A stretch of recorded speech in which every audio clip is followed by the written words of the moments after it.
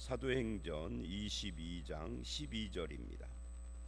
12절부터 29절까지 오늘 이 본문 말씀은 세 단락으로 나누어집니다. 12절로 16절은 믿는다는 것의 의미가 무엇인가 하는 것을 보여주는, 어제 말씀서부터 지금 계속해서 바울의 간증 전도입니다. 그래서 이제 어떻게 해서 예수를 믿게 됐는가를 설명을 하는 중에 어제 말씀은 예수님이 찾아오시는 그런 내용까지 있었죠. 그리고 오늘은 믿는다는 것이 뭐냐, 이게 16절까지 이야기입니다. 그리고 17절부터 27절은 믿은 후의 삶을 이야기하는 그런 내용으로 이야기할 수가 있습니다. 이 믿은 후 21절입니다. 27절이 아니라 17절로 21절. 믿은 후의 삶. 그리고 22절부터 29절은 이 간증 전도에 대한 사람들의 반응이라고 그렇게 나누어서 볼 수가 있어요. 먼저 12절로 16절을 보면 믿는다는 것이 뭐냐 할 때, 일단 믿는다는 것은 형제가 되는 것이죠. 예수를 먼저 믿은 사람과 나중 믿은 사람이 주 안에서 형제가 되고, 그런 어떤 핍박자, 살인자였던 바울도 예수를 믿으면 다 형제로 인정해주는, 이것이 믿는 것이죠. 그리고 또 이 본문을 보면 형제 사울아 하는 13절, 아나니아가 와서 그렇게 이야기를 하죠. 그리고 그 아나니아가 이런 말을 합니다. 14절을 보면 우리 조상들의 하나님이, 구약의 하나님을 말하는 거죠, 너를 택하였다. 그러니까 우리가 믿는다는 것은 믿기 전에는 내가 하나님께 택함 받은 사람인지 안 받은 사람인지 이걸 알 수가 없어요. 근데 믿고 난 뒤에 말씀을 공부하면서 되돌아보면 내가 하나님의 택함 받은 사람이다 하는 것을 확인하게 되는 거예요. 이게 택함이라는 것은 믿기 전에 확인하는 게 아닙니다. 믿은 뒤에 언제 확인하냐, 사람마다 다르죠. 믿은 직후에 바로 하는 사람도 혹 있을 수는 있으나 그게 쉬운 건 아니에요. 바울처럼 구약에 대해서 정통한 이런 사람들은 그게 가능하겠죠. 근데 바울도 이 아나니아가 말을 해준 거예요. 보통은 그렇게 직후에 되어지는 것은 아니고, 칼빈 같은 사람은 우리가 택함을 언제 확인하느냐 할 때 영화가 되기 전에, 그러니까 칭의 성화 영화 할 때, 이 영화는 구원의 완성이에요. 우리의 구원의 완성이 되기 전에 확인된다, 이렇게 이야기를 해요. 칼빈이 그렇게 말하는 이유는 아마도 정말 택함 받은 사람이라면 신앙을 절대 뺏기지 않고 끝까지 간직해 가는, 이걸 견인이라고 하거든요. 끝까지 인내로서 믿음의 삶을 산 뒤에 그 사람이 택한 사람이다, 이 말을 하기 위해서 그렇게 말을 했을 거예요. 어쨌든 어느 시점이냐가 중요한 것이 아니라 믿은 뒤에는 내가 하나님이 택한 사람이다 하는 것이 확인이 돼요. 그게 지금 아나니아를 통하여서 사울이 그것을 알게 되는 것이죠. 그리고 그 택함이라는 것은 한편 어떤 것도 포함을 하느냐면 그의 자기의 뜻을 알게 하시며, 믿은 사람은 이것도 언제쯤 알게 되느냐, 사람마다 다르겠죠. 하나님의 뜻이, 나를 향한 하나님의 뜻이 무엇인지를 알게 되는 것. 그리고 14절, 그 의인을 보게 하시고, 즉 예수님을 보게 한다. 사실은 바울이 예수를 믿을 때는 예수님이 이미 십자가 부활 승천하셔서 지상에 계시지 않죠. 그런데도 그 의인을 보게 하신다라고 아나니아가 말을 해요. 이거는 이제 얼굴과 얼굴로 대면을 한다는 의미는 아니에요. 바울도 얼굴과 얼굴로 대면한 건 아니죠. 하늘의 음성을 통해서 누구십니까? 그렇게 된 거죠. 자, 그래서 이 시점에서 우리는 예수님은 하나님이시고 예수님은 빛이시다, 이게 어제 말씀의 결론이나 마찬가지죠. 두 가지 질문을 그때 바울이 했어요. 뭐라고 질문을 했느냐면 8절을 보면 주님 누구십니까? 라고 질문을 했고요. 그 다음에 10절을 보면 주님 무엇을 하리이까? 내가 무엇을 해야 하느냐 하는 걸 묻는 거예요. 당신은 누구시며 나는 무엇을 해야 하느냐? 그때 10절 11절에서는 어제 말씀에 하나님께서 아나니아라고 하는 가이드를 붙입니다. 아나니아가 어떤 사람이 너에게 올 것이다. 누가 이르리라. 그러면 그가 와서 네가 해야 할 일을 다 알려줄 것이다 라고 말을 해요. 그러니까 주님 누구십니까? 내가 무엇을 해야 합니까? 할 때 내가 무엇을 해야 하느냐, 첫 번째가 이 아나니아를 너에게 붙여주시는 하나님, 누군가를 붙여주시는 하나님, 사람을 붙여주신 거예요. 그렇게 한 다음에 이렇게 그 믿음의 삶을 지금 알려주고 있는 거죠. 12절로 16절에서.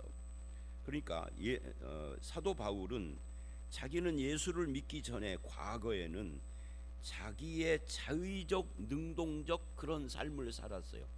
이게 어렵게 말하면 자의적 능동적 그러지만 쉽게 말하면 지 마음대로 살았다 그 말이죠.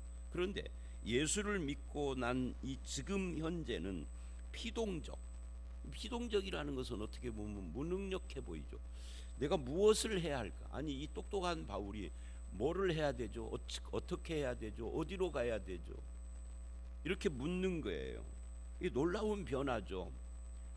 자의적으로 살던 사람이 피동적으로 사는 겁니다. 이 피동적으로 산다라는 것을 지금 이 14절을 보면은 자기 뜻을 알게 하고 의인을 보게 하고 그 음성을 듣게 하고 이렇게 지금 표현을 하고 있는 거예요. 즉 예수님이 목자가 되어져서 그의 인생을 이끄는 그런 삶을 나는 이제 살기 시작했다라고 고백을 하고 있는 거예요. 그러니까 예수가 나의 목자가 되시고 나의 구원자가 되시고 그분이 의인이시고 또 나보다 먼저 예수 믿은 형제들하고는 형제가 되고 이게 믿는 사람들인 거죠. 새로운 관계, 예수님 하나님과의 새로운 관계, 사람들과의 새로운 관계 속에 내가 들어갔다. 이걸 지금 간증하고 있는 거예요. 그리고 14, 15절 나중에 17절로 21절이 연결이 되기는 합니다만은 무엇을 하리이까 하는 이 질문에 대해서 또 한 가지를 더 추가를 하는데 증인이 되라 해요. 예수 믿은 사람은 누구나 내가 믿은 예수님에 대한 증인으로서의 삶을 사는 거죠. 그게 15절 말씀입니다. 그리고 16절을 보면 이제는 왜 주저하느냐 일어나 주의 이름을 불러 세례를 받고 죄 씻으라 하고 말을 해요. 죄사함, 예수님의 이름을 불러 주님 앞에 무릎 꿇고 주님을 경배하고 주의 이름으로 세례를 받고 죄사함을 받고 이제부터는 모든 것을 주의 이름으로 하는 거예요. 바울의 인생은 이때부터 죽는 날까지 항상 주님의 뜻을 따르고 주의 이름을 위하여 사는 그런 인생을 살아왔고 우리는 사도행전에서 사도행전 12장 이후 이제 13장부터 시작된 세계 선교를 하는 바울에게서 그것을 봤죠. 그 이전에 사도행전 앞부분에서는 베드로를 통해서 너희가 왜 우리를 주목하느냐 그 이름이라고 했던 베드로, 그 성전 미문에 못 걷는 사람 고친 뒤에. 근데 사도 바울은 14장에서 옷을 찢으면서 내가 아니다 하나님이다 하면서 그 이름을 위하여 사는 이것이 변화된 인간, 예수 믿은 사람의 모습이다 하는 것을 12절로 16절이 지금 말하는 거예요. 다시 정리하면 새로운 관계, 먼저 믿는 자와 형제가 되고 하나님께는 택함을 받고 하나님의 뜻을 알게 되고 그분을 의인을 보게 되며 그의 증인이 되는 겁니다. 그리고 주님의 이름을 위하여서 사는 자가 되고 그 이름으로 내가 먼저 죄 씻음을 받고 이 예수의 이름으로 죄 씻음 받는 이 복음을 전하는 증인의 삶을 사는 것이 이게 믿는 자인 이 사도 바울이 변화된 모습이다 하는 것을 지금 고백을 하는 거예요. 그러니까 이 간증 전도라는 것은 3단계, 4단계 정도로 나눠져 있어요. 첫 단계는 믿기 전에 두 번째는 어떻게 해서 예수를 믿게 됐는가? 그게 어제 말씀이었고, 이제 오늘 말씀은 믿은 후에 나는 어떻게 변했는가? 나는 이제 무엇을 위해 살며 어떤 가치 기준으로 살고 있는가를 지금 말하고 있는 겁니다. 그리고는 이제 17절 이하는 믿은 후의 삶에 대해서 연장해서 이야기를 하고 있다는 것을 볼 수가 있습니다. 이 죄 씻음을 받고 삶이 변화된 사람은 과거에 살인자고 폭행자였던 바울인데 예수의 이름을 위해서 살고 생명의 위협을 받으면서도 사람의 구원을, 영혼의 구원을 위하여서 헌신하는 삶을 사는데, 거기에 덧붙여서 17절을 보면 후에 내가 예루살렘으로 돌아와서 성전에서 기도할 때 황홀한 중에 이 기도하는 삶을 삽니다. 일이 잘 풀릴 때는 하나님의 뜻이고, 일이 잘 안 풀리면은 하나님의 뜻이 아니라고 하는 우리의 태도고는 좀 달라요. 바울은 일이 안 풀릴 때도 여긴 하나님의 뜻이 있다, 이렇게 믿는 거예요. 핍박을 받아서 쫓겨 도망 다닐 때도 여기에 하나님의 뜻과 인도하심이 있다, 이 부분에 있어서 철저해요. 그게 기도하는 사람이죠. 근데 오늘 한국교회 기도하는 사람은 그런 기준이 없어요. 그냥 내가 원하는 대로 되어야 돼, 그게 우리의 기도예요. 사실은 기도는 내가 원하는 것을 하나님께 요구해서 이루는 행위가 아니라 하나님의 뜻을 발견하고 그것을 내 것으로 받아들이는 행위입니다. 그래서 하나님의 뜻을 구하는 기도라고 표현을 하는 거예요. 근데 우리는 내 뜻을 하나님께 주입시켜서 이루게 하려고 그래요. 기도의 기준이 잘못된 거예요.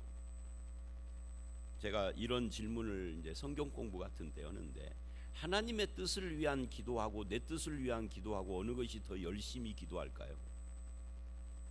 죄성을 가진 인간은요, 하나님의 뜻을 위한 기도를 하라면 열심히 안 해요. 하기는 하는데 네 뜻을 이루기 위하여 기도하려면 눈물바람 콧물바람 다 하면서 철학까지 하면서 해요. 그래서 열심히 꼭 좋은 것은 아니다. 열심히 나쁘다는 이야기냐? 그것도 아니에요. 열심은 좋죠. 열심이 없는 것보다 있는 게 훨씬 좋죠. 그런데 누군가 열심히 자기에게 있으면 이 열심의 이유를 점검을 해봐야 돼요. 욕심에서 나온 것인가? 하나님의 뜻을 위한 것인가? 하나님의 뜻을 위한 열심은 200% 1000% 중요한 거고 좋은 거고 권장해야 하는 거죠. 근데 인간은요, 하나님의 뜻을 기도하라면 열심 잘 안 나와. 평상시에 1시간 하던 사람 10분도 못해. 하나님의 뜻을 구하라면 열정이 안 생겨. 그게 인간이에요. 그게 문제예요. 그래서 인간의 열정을 불러일으키기 위하여서 이 저 같은 설교자들이 성경적이지 않은 이야기를 막 쏟아내는 겁니다. 사람들의 감동, 이 감정을 끌어내기 위해서. 잘못 가는 거죠. 자, 어쨌든 다시 와서 기도하는 삶입니다. 변화된 바울은 이제는 일이 잘 되고 안 되고를 떠나서 주님과의 소통, 주님의 뜻 앞에서 주님과의 소통 없이는 못 사는 거죠. 범사에 모든 일에 있어서 나의 뜻이 아니라 하나님의 뜻을 이루고자 기도하는 것이고요. 18절을 보면 이제 주께서 말씀하시되 속히 예루살렘에서 나가라, 그들은 네가 증언하는 말을 듣지 아니하리라 라고 하면서 뭐를 하는 거죠? 인도하는 거예요. 바울의 삶을 인도합니다. 바울의 입장에서는 하나님께 인도받는 삶, 주의 뜻을 기도하는 삶, 하나님 그에 대한 응답으로 하나님의 인도받는 삶, 그리고 19절로 21절은 하나님이 바울에게 너에게 사명이 있다라고 말을 합니다. 이제 예수를 믿은 이 바울은 하나님으로부터 인생을 어떻게 살아야, 무엇을 위하여 살아야 할 것인가에 대해서 지금 말씀을 듣는 겁니다. 18절은 나가라, 여기서 지금 네가 핍박받을 테니까 떠나라라고 그렇게 이야기를 하고, 19절 20절은 바울이 대답을 합니다. 주님, 내가 주를 믿는 사람들을 가두고 때리기도 하고 스데반의 피 흘릴 때 증인 노릇도 한 것을 저들이 다 아는데 나를 핍박할까요? 내가 자기들하고 같은 종류의 사람이었다는 것을 아는데 핍박할까요? 라고 질문을 한 겁니다. 그러니까 이런 거고 똑같죠. 내가 예수 믿기 전에 저 사람들하고 술 친구하고 그다음에 술값을 내가 저들보다 배는 더 냈는데 나를 부정할까요? 여러분 어떻게 생각하세요? 제가 이 이야기는 설교 시간에 오래전에 예를 한번 들었는데 진안에서 목회할 때 그 당시에 40대 초중반쯤 된 어떤 우리 교회 권사님의 남편이 예수를 안 믿었는데 그 남편이 어느 날 교회를 왔어요. 너무너무 감사하고 신기하고 그래서 물어봤죠. 아니 이제 알고는 지냈으니까 이 장로님도 아시는 분, 이 장로님하고 아주 친한 장로님 사위요. 근데 와서 어떻게 아이고 아무개 선생님 이제 예수 안 믿으니까 뭐 선생이라고 불러. 아무개 선생님 어떻게 왔습니까? 하고 물었더니 이렇게 대답을 하더라고요. 자기가 사업을 하는데 진화는 주로 인삼 사업 이런 걸 많이 해요. 사업을 하는데 부인이 그렇게 교회를 가자고 해도 자기는 사업을 해야 되니까 사업을 하면은 필수가 뭐예요? 그 사업하고 관계된 주변 사람들, 나에게 뭔가 도움이 될 만한 사람들하고 늘 만나서 뭐를 하죠? 술 먹고 밥 먹고 하는 거죠. 그리고 을의 위치에 있는 사람이 늘 돈을 내고요. 갑의 위치에 있는 사람이 한 번 밥을 사면 을의 위치에 있는 사람은 3번 4번 사야 하는 거죠. 그래야 거래가 잘 되니까. 그런데 내 사업이 이렇게 어려워져서 그래서 그 사업을 위하여서 뭐 JC 회장도 하고 뭐 무슨 클럽 회장도 하고 무슨 단체 회장도 하고 회장하면 돈 쓰는 거거든요. 거기에다가 올인을 하느라고 내가 예수를 못 믿었는데 내 사업 어려워지니까 그놈들 중에 한 명도 내 전화를 안 받는다. 내가 어려울 때 도움 받으려고 투자한 건데 한 놈도 전화를 안 받고 어쩌다가 마주치면 바쁜 일 있다고 도망가고 내 말을 소문이 쫙 퍼졌으니까 제 사업 어려워졌대 하니까 먹을 것이 없잖아. 그래서 엄청난 그 충격을 받고 부인 따라 교회 왔다고. 지금까지 교회 잘 다녀요. 그러니까 여러분 착각하면 안 돼요. 바울이 지금 착각하는 겁니다. 사울이 아니 나오고 같은 종류 나도 그들하고 나 참 그들도 나를 알고 나도 알고 서로 친해요. 주님 뭐 잘 모르시는 거예요. 저들이 나를 핍박할 리가 없어요. 라고 지금 말하는 겁니다. 아니야. 21절 나더러 또 이르되 떠나라. 내가 너를 멀리 이방인으로. 바울이 이제 그 앞에 이야기로는 안 떠나려고 하니까 야 핍박 때문만이 아니고 내가 너를 새로운 사명으로 부른 거야. 내가 너를 이방인에게로 보낼 거야. 보낸다 이게 사도잖아요. 사도라는 말이 심부름꾼이라는 뜻이거든요.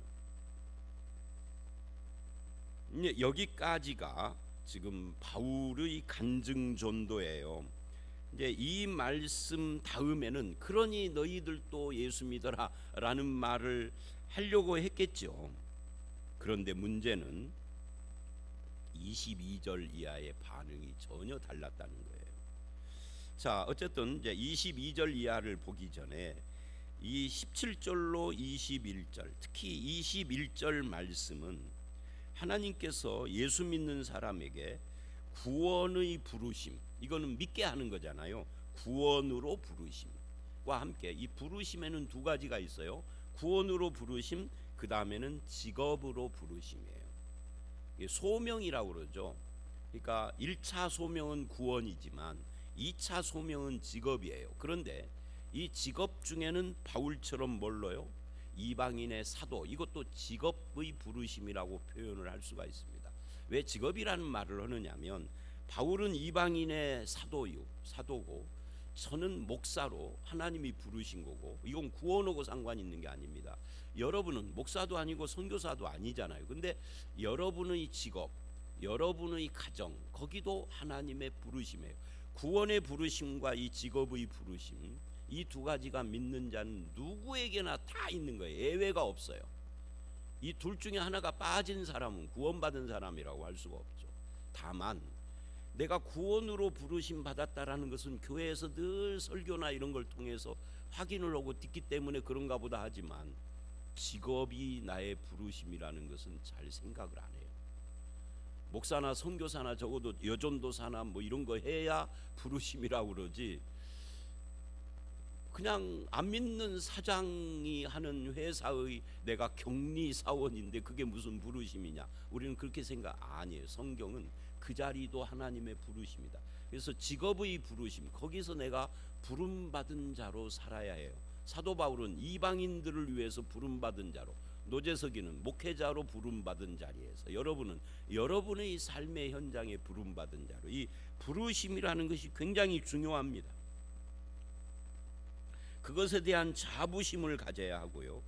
그리고 겸손히 주의 뜻을 시행하는 삶을 살아야 하는 거죠. 자부심을 가지면 내가 있는 그 현장의 수많은 안 믿는 사람들 가운데서 저들에게 휩쓸리지 않게 하는 거고, 겸손은 그렇다 해서 교만하지 않고 겸손히 섬겨야 그들에게 복음을 드러내는 거니까 자부심과 겸손이 필요하다, 이렇게 말할 수 있습니다. 그 다음에 22절로 29절은 반응이에요.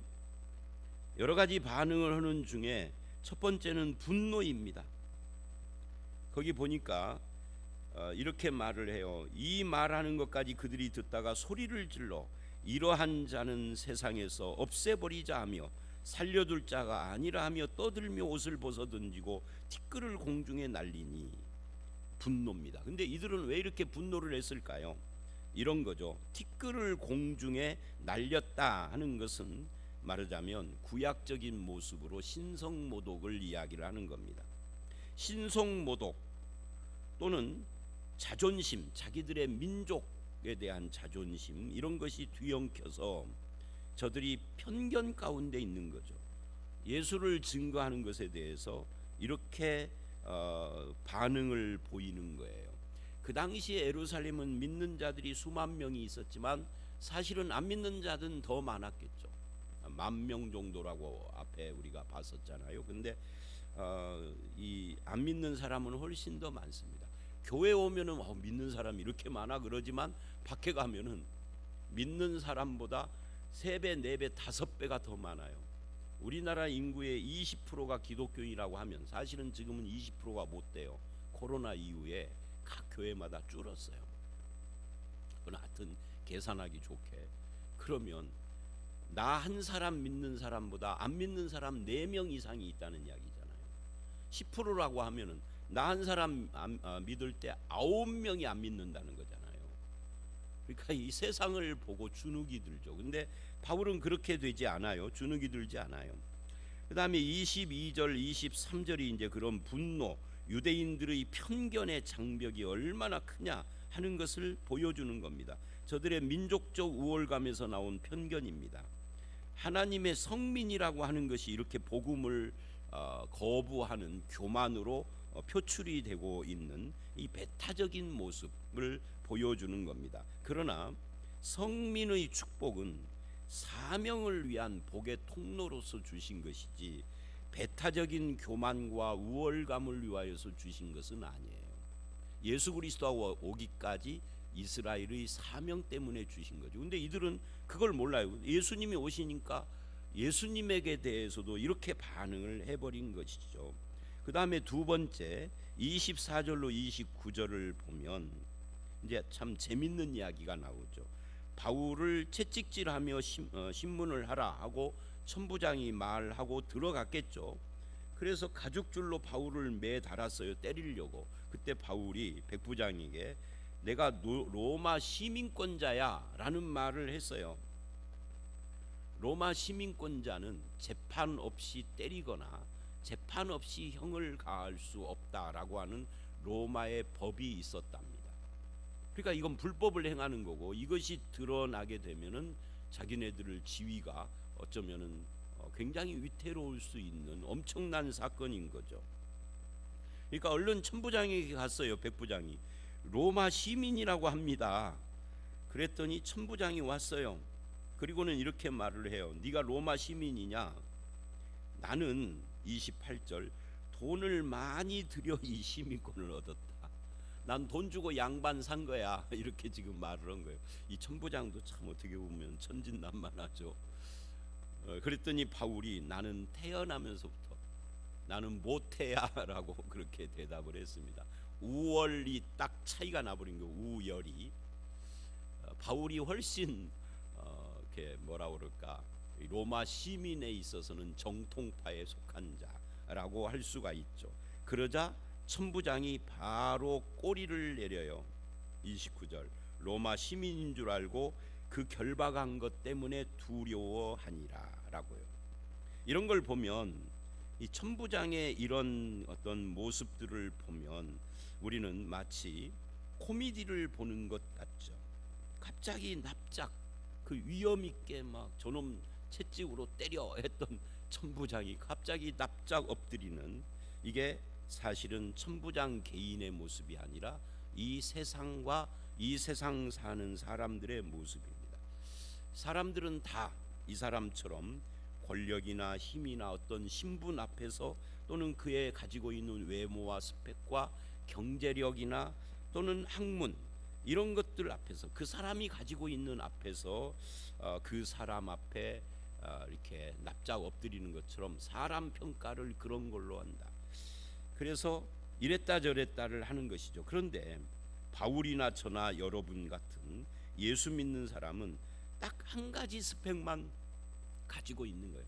내가 대학을 몇 개를 나오고 학위가 뭐 있고, 내가 이 세상에서 이룬 업적이 뭐고, 무슨 내 직업인 어떤 나는 대삼성 대현대의 뭐야, 내가 뭐 거기서 임원을 하고 연봉이 뭐 2억이요 3억이요, 이것이 나의 스펙이 아니고, 여러분의 스펙 뭡니까? 딱 하나예요. 천국 시민권 가진 자다예요. 로마 시민권은 바울이 지금 활용을 하는 거고요. 바울이 가지고 있는 것은 이 천국 시민권이다. 천국 시민권을 가진 사람이 하나님 앞에서 그런 어떤 하찮은 로마 시민권 이거 가지고 행세할 마음은 없는 거죠. 다만 바울은 지금 자기의 입장에서 그거를 활용만 하고 있는 겁니다. 자, 오늘 말씀 여기까지입니다. 예수를 믿는다는 것은 뭔가? 형제가 되는 거다. 하나님의 택함으로 하나님의 뜻과 그 인도하심을 받는 거다. 예수 그리스도를 믿고 알고 그의 증인이 되는 거다. 이제는 주님의 이름으로 사는 자가 되는 것이다. 그리고 그렇게 믿은 사람은 늘 기도하고 인도받으며 사명 있는 삶을 산다. 이 사명은 부르심, 구원의 부르심뿐만 아니라 직업의 부르심도 하나님의 부르심이다. 그런데 이 세상은 하나님의 뜻을 왜곡하여서 그 배타적인 이 성민 의식을 가지고 바울을 핍박하고, 유대인은, 로마인은 권력이나 외모나 상대방이 갖고 있는 스펙 앞에서 납작 엎드리는 그런 코미디 같은 모습을 보이지만 우리는 천국 시민권자라는 자부심으로 산다. 이게 오늘 말씀의 전체 내용입니다. 저와 여러분도 믿는 자로서의 삶, 사명과 소명 의식이 있는 삶, 천국 시민권자라는 자부심으로 주의 복음의 증인이 되는 삶을 살아가는 저와 여러분들이 다 되시기를 주의 이름으로 축원합니다. 함께 기도하겠습니다. 하나님 아버지, 우리가 예수를 믿는다는 것이 무엇인지를 우리도 바울처럼 잘 정리되게 하시고, 믿은 이후에 우리의 삶이 늘 주의 뜻을 따라 기도하고 인도받으며 사명을 감당하되 나를 부르신 자리에서 주의 뜻을 드러내는 삶을 살게 하시고, 또 안 믿는 세상의 핍박과 유혹과 압박 속에서도 천국 시민권자로서의 자부심과 겸손을 가지고 주의 복음을 위하여서 살아가는 우리 모두가 되게 하여 주시옵소서. 오늘 이 하루도 주님께서 우리의 목자 되셔서 내 삶을 인도해 주실 줄 믿사옵고 예수님 이름으로 기도드렸사옵나이다. 아멘.